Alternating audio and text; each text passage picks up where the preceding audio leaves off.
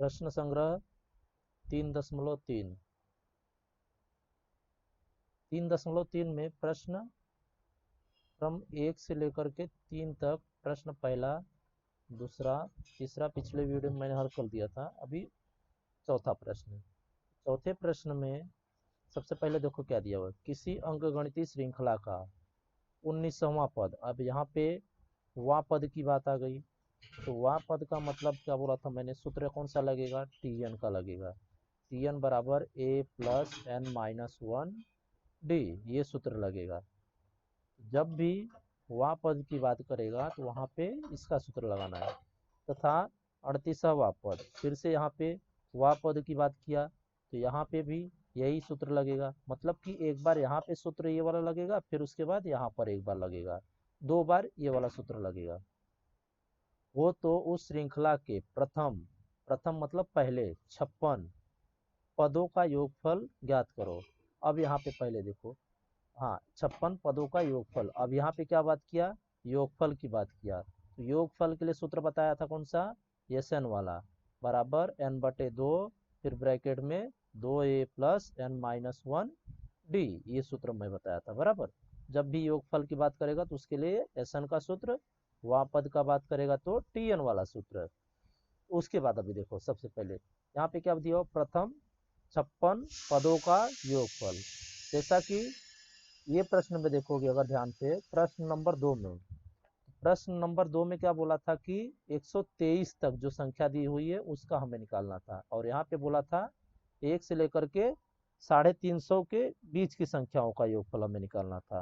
बराबर,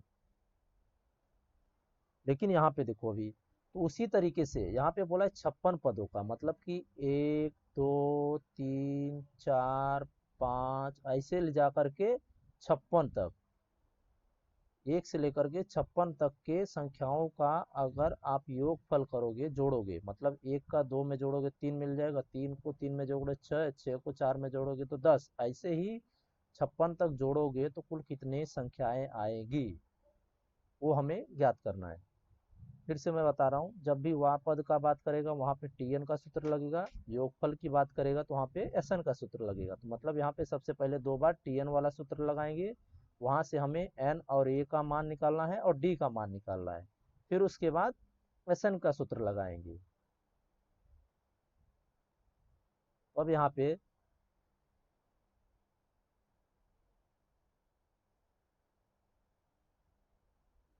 सबसे पहले लिखेंगे, प्रश्न में क्या दिया हुआ है, 19वां पद दिया हुआ है, 52 है। तो यहाँ पे टी एन बराबर, टी एन होता है तो एन का मान दिया हुआ है 19, तो टी 19 बराबर क्या दिया हुआ है, 52। फिर उसके बाद दिया हुआ है 38वां पद, तो टी 38 बराबर कितना हो जाएगा, यहाँ पर शायद से 148 ना होकर के 128 दिया हुआ है, ये शायद रॉन्ग है, ये यहाँ पे 128 रहेगा, तो यहाँ हो जाएगा 128। अब उसके बाद सूत्र लगाना है। अब टी एन, एक बार सबसे पहले इसके लिए लगाएंगे, तो टी एन बराबर a plus N minus one d हो जाएगा। तो यहाँ पे टी एन का मान दिया हुआ है 19 बराबर a plus N minus one. N का मान भी देखो यहाँ पे 19 है तो यहाँ पे भी 19 हो जाएगा, तो यहाँ पे भी 19 माइनस 1, और डी का मान दिया नहीं है, इसको ऐसे रखना है। अब देखो टी 19 का मान यहाँ पे दिया हुआ है 52, तो इसके जगह पे हो जाएगा 52 बराबर ए प्लस 19 में से एक जाएगा तो 18 बचेगा, और यहाँ हो जाएगा डी, ये हो जाएगा समीकरण 1। अब उसके बाद टी किसके लिए, 38 के लिए लगाना है, तो यहाँ पे हो जाएगा टी 38 बराबर ए प्लस एन का मान हो गया 38 माइनस 1 डी, और यहाँ पे टी 38 का मान दिया हुआ है 128 बराबर ए प्लस 38 में से एक जाएगा तो कितना बचेगा, 37, और यहाँ हो जाएगा डी, ये हो जाएगा समीकरण 2। तभी देखो समीकरण 1 और 2 को आप हल करोगे तो आपको ए और डी का मान यहाँ पे मिल जाएगा। तो सबसे पहले समीकरण 1 से इसको हल करने का 2 तरीका है। ए को इधर रखो और 18D को इस तरफ ले जाओगे तो एक तरीके से हल होगा। दूसरा तरीका है कि समीकरण 1 और 2 को घटा दो, घटाने पर आपको ए और डी का मान मिल जाएगा। तो यहाँ पे एक तरीके से हल कर रहा हूँ। समीकरण 1 से हमें क्या मिलेगा, ए बराबर 52 माइनस 18D। मैंने क्या किया, ये ए को इधर रखा और ये 18 को इस तरफ लेके गया बराबर के, तो यहाँ से ए का मान मिला। अभी इसको क्या करेंगे, ये ए का मान यहाँ पे रखेंगे समीकरण 2 में। ए बराबर 52 माइनस 18D समीकरण 2 में रखने पर, समीकरण 2 में रखने पर, समीकरण 2 में रखोगे तो क्या हो जाएगा, 128 बराबर 52 माइनस 18D प्लस 37D। अभी देखो 152, ये 52 जो है इधर लेकर के आओ 128 के बगल में, क्योंकि ये बराबर के उस तरफ प्लस में, तो इधर आएगा तो माइनस में हो जाएगा। और ये 18 में से 37 को घटाओगे तो कितना बचेगा, यहाँ पे 19 बचेगा।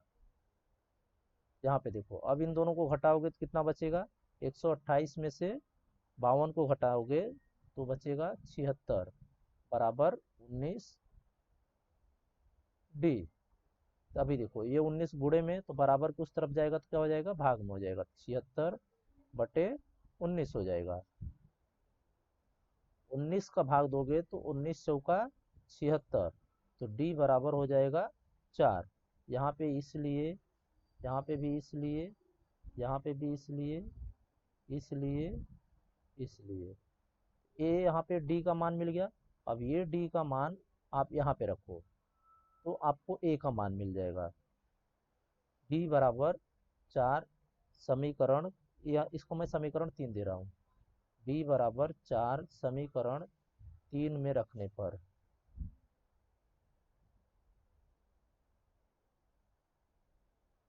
यहाँ पे क्या हो जाएगा, 3 में रखोगे तो a बराबर 52 माइनस 18 गुणे 4। अब उसके बाद क्या हो जाएगा, a बराबर 52, 18 चौक, यहाँ पे देखो 18 का गुणा 4 बार करोगे तो 18 दूना 18, 18 चौक 72 हो गया। अब 72 में से 52 को घटाओगे तो 20 बचेगा, लेकिन बड़ी संख्या के सामने चिन्ह था माइनस, इसके लिए यहाँ पे हो गया माइनस। ये हो गया ए का मान।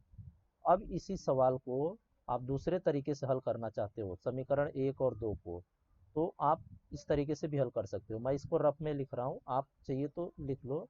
क्या दिया हुआ था, 52 बराबर ए प्लस 18D, और दूसरा था 128 बराबर ए प्लस 37D। ये था समीकरण 1, ये था समीकरण 2। क्या करोगे, समीकरण 2 और 1 को घटाने पर,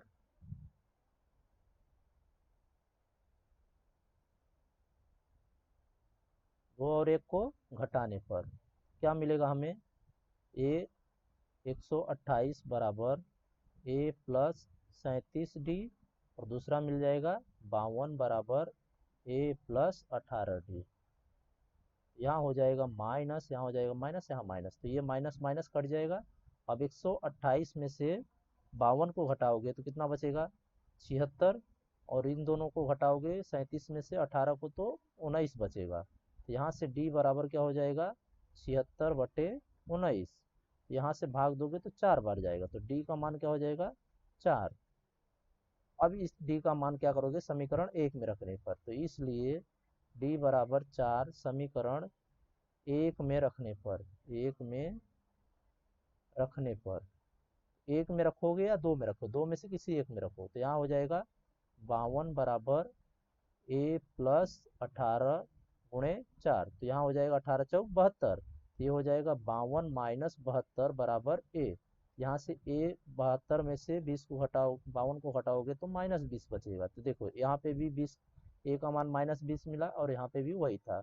ये हो गई विधि नंबर 2, और वो हो गया विधि नंबर 1। अब दोनों में से कोई भी विधि से हल कर सकते हो। ये है विधि एक, दो में से कोई भी एक लिखना, दोनों मत लिख देना। अब इसके बाद हमें Sn का मान निकालना है। इसके बाद क्या बोला था यहाँ पे 56 पद, मतलब n का मान दिया हुआ है 56, हमें Sn 56 दिया हुआ है। अब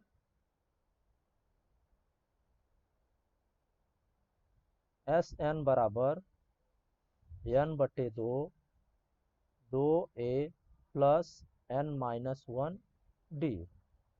यहाँ पे n का मान दिया हुआ था 56 बराबर 56 बटे 2। फिर उसके बाद a का मान हमें क्या मिला, यहाँ पे देखो ऊपर -20 मिला है, यहाँ हो जाएगा -20 प्लस n का मान 56 दिया हुआ था और -1, d का मान हमें क्या मिला, 4 मिला था। यहाँ पे देखो, यहाँ पे 4 मिला, और दूसरे वाले विधि से जब हल किया यहाँ पे भी 4 मिला, यहाँ हो जाएगा 4। फिर उसके बाद देखो S56 बराबर, अब इन दोनों 56 को इससे भाग दोगे तो कितना बार जाएगा, 2 दूनी 4, 2 अट्ठे 16, 28 मिल जाएगा। अब यहाँ पे देखो -20 का गुणा करना है 2 से, तो यहाँ हो जाएगा -40 प्लस 56 में से 1 घटाओगे तो कितना बचेगा, 55 गुणे 4 हो जाएगा।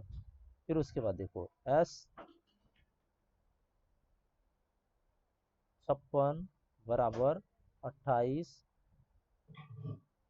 -40 प्लस 55 का गुणा 4 से करोगे तो हो जाएगा 220।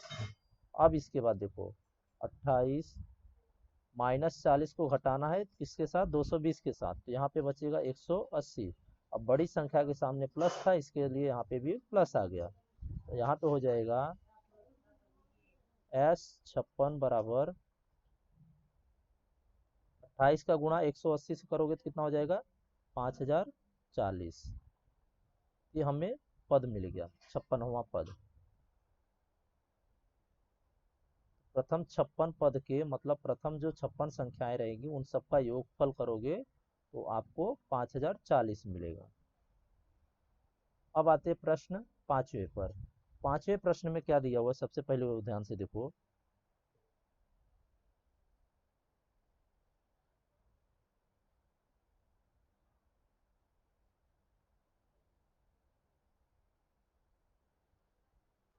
एक और 140 के बीच, मतलब 1 से 1, 2, 3 ऐसे लेकर के 140 के बीच, 4 से विभाजित, मतलब 1 से लेकर के 140 के बीच की जो संख्याएं हैं वो 4 से विभाज्य मतलब भाग जाने वाली संख्याओं का योगफल कितना है।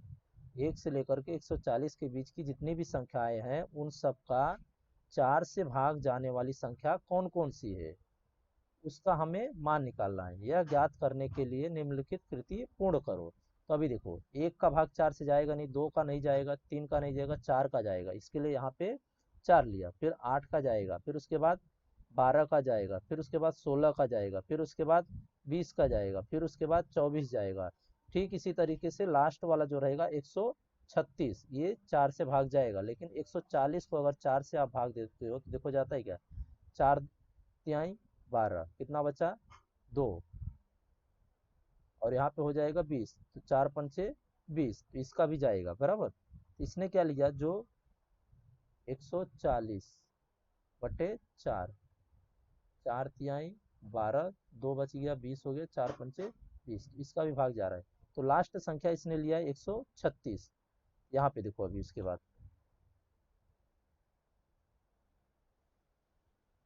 प्रथम पद क्या हो गया 4, द्वितीय पद 8, तृतीय पद 12। तो यहाँ पे क्या बोला है, कुल कितनी संख्याएं अर्थात n कितना होगा। यहाँ पे n का मान पूछा है, n कितना होगा।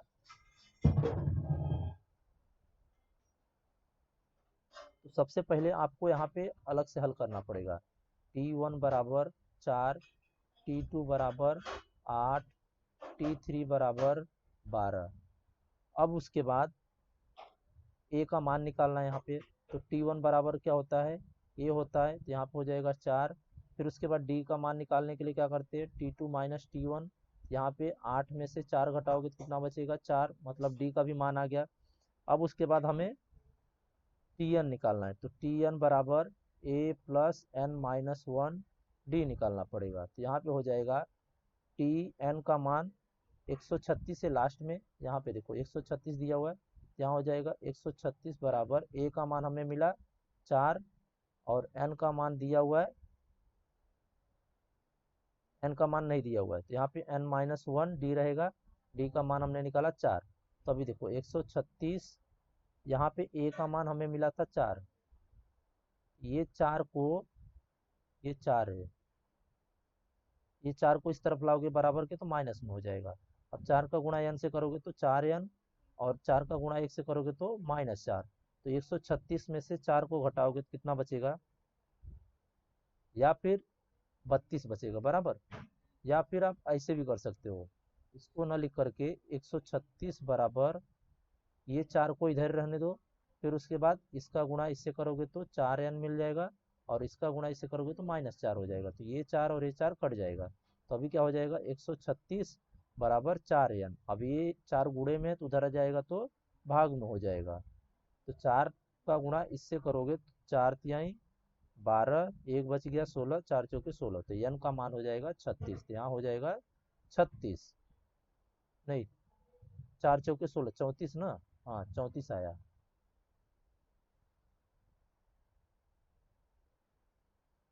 यहाँ हो जाएगा 34।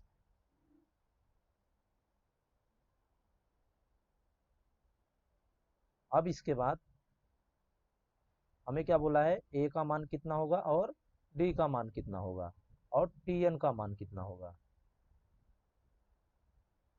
यहाँ पे हो गया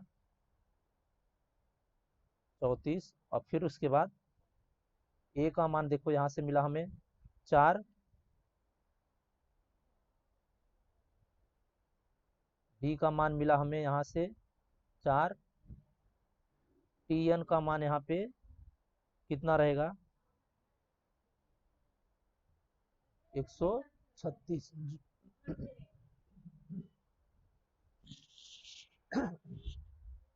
जो हमने यहाँ पे रखा था टी एन का मान 136, तो यहाँ हो जाएगा 136। यहाँ पे देखो इसने क्या किया, टी एन बराबर a plus N minus one D, ये वाला सूत्र लगाया। फिर उसके बाद ये टी एन का मान हमने जो यहाँ पे रखा वो लाइन आ गई। फिर उसके बाद ए का मान यहाँ पे हो जाएगा 4, एन माइनस वन डी का भी मान हो जाएगा 4। फिर उसके बाद यहाँ पे एन का मान हो जाएगा 34।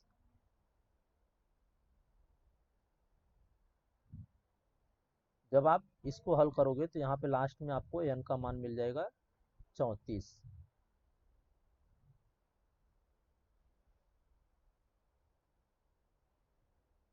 अब इसके बाद बोला है एस एन बराबर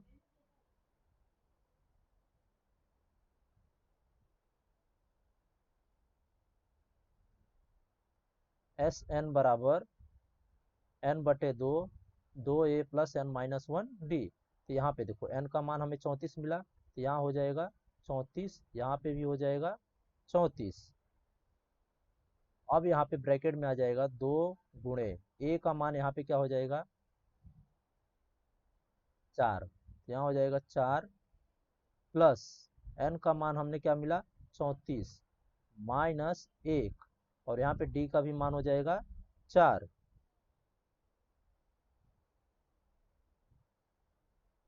इसको मैं इधर अभी हल करने जा रहा हूँ। एस 34 बराबर 34 बटे 2, फिर उसके बाद ब्रैकेट में 2 गुणे 4 प्लस 34 माइनस 1 का 4।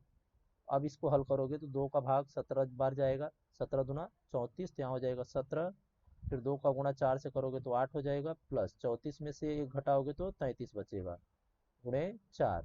फिर उसके बाद यहाँ पे देखो 17, अभी 8 को ऐसे रहने दो, 33 का गुणा 4 से करोगे तो 4 तिहाई 12, 4 तिहाई 12 और 1 13, 132 हो जाएगा।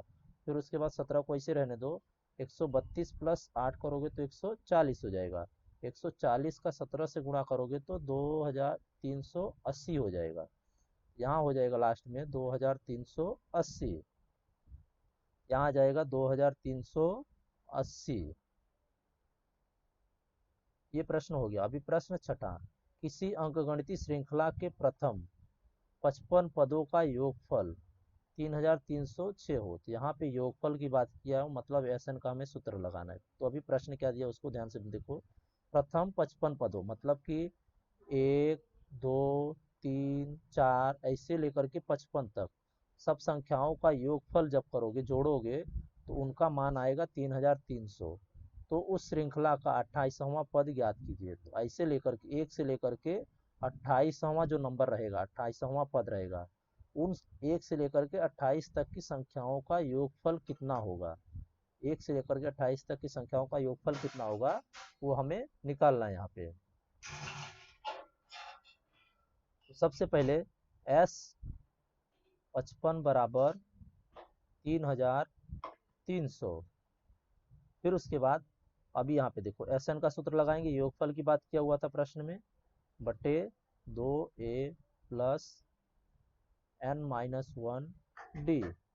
यहाँ पे हो जाएगा S 55 बराबर 55 बटे 2, 2 a का मान दिया नहीं है और n का मान दिया हुआ है 55, माइनस 1 d का मान दिया नहीं, तो इसको ऐसे रख दो। फिर उसके बाद S 55 का मान यहाँ पे क्या दिया हुआ है 3300, तो यहाँ हो जाएगा 3300 बराबर 55 बटे 2। अब यहाँ पे हो जाएगा 2a, 55 में से 1 घटाओगे तो क्या बचेगा 54, और यहाँ हो जाएगा d। तो अभी देखो इसको, ये क्या है 55 इसके साथ गुणा है और 2 इसके साथ भाग में है, तो बराबर किस तरफ आ जाएगा तो उल्टा हो जाएगा। तो 3300 2 जो भाग में इधर आएगा तो गुणे में हो जाएगा, और ये जो गुणे में इधर आएगा तो भाग में हो जाएगा, बराबर 2a प्लस 54d बराबर। तो अभी देखो इसका भाग जाएगा 5 एक कम 5, 5 एक कम 5, फिर उसके बाद इसको भाग दो, 5 छक्का 30, कितना बच गया 3, फिर से यहाँ पे 3 बचा, 5 छक्का 30, 3 बच गया, 3 और 0 क्या हो गया 30, तो 5 छक्का 30, ये 0 आ गया ऐसे ही। फिर उसके बाद इसको भाग दो, 11 छक्का 66, और ये जो 0 बच गया इसको ऐसे रख दो, 60 का गुणा 2 से करोगे कितना हो जाएगा 120। अभी देखो यहाँ पे 2 का भाग 27 से जाएगा, मतलब यहाँ पे 2 सामान्य है, बाहर ले लिया तो क्या बचा a, और यहाँ पे बच गया 27 b। कैसे आया, क्योंकि 2 सामान्य था, 2 को बाहर ले लिया, 27 यहाँ पे अंदर बच गया। अब इसके बाद देखो ये गुणे में, तो बराबर किस तरफ आएगा तो भाग में हो जाएगा, तो यहाँ हो जाएगा 60 गुणे 2 पूरे का बट्टा 2 a प्लस 27 d। अभी देखो ये 2 और ये 2 कट जाएगा, बचेगा क्या 60 बराबर a प्लस 27 d।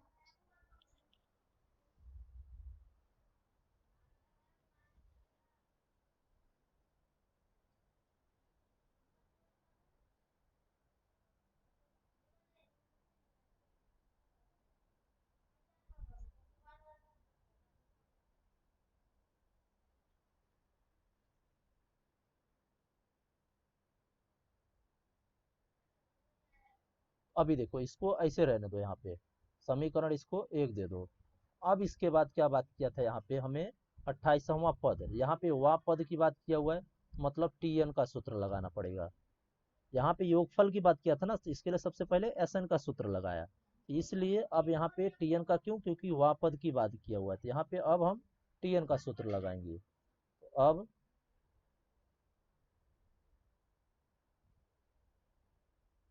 अब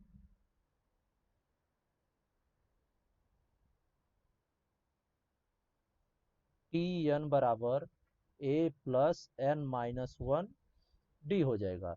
तो टी एन का मान क्या दिया हुआ था यहाँ पे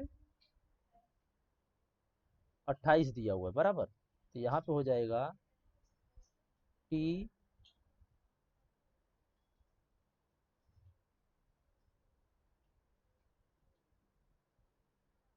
यहाँ हो जाएगा टी 28 बराबर ए प्लस 28 एन का मान हो जाएगा माइनस 1 डी। तो यहाँ पे देखो अभी इसको टी 28 को ऐसे रखो, और यहाँ पे हो जाएगा a प्लस 28 में से 1 घटाओगे तो क्या बचेगा 27d। तभी देखो यहाँ पे a प्लस 27d है, यहाँ पे भी a प्लस 27d है, मतलब इसका मान क्या है a प्लस 27d का 60 है, तो इसकी जगह पे हो जाएगा 60। तो t28 बराबर 60 कहाँ से आया, समीकरण 1 से। हो गया, हमें यही हल करना था, मिल गया। t 28वां पद, 28वें पद का मान कितना हो गया, लास्ट में लिखना रहेगा 60 है। यहाँ पे